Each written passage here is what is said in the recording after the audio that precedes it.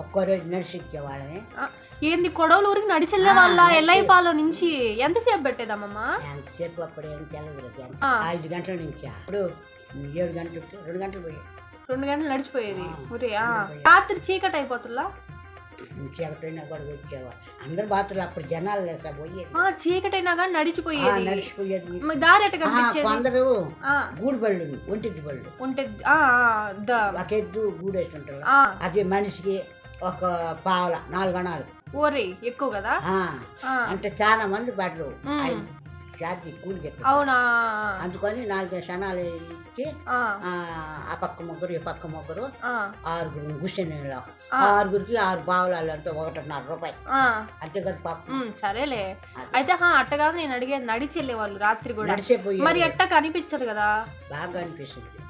Tube అది street లైట్లు ఉండేయా? ఉండేదా? లైట్లు ఉండేదా?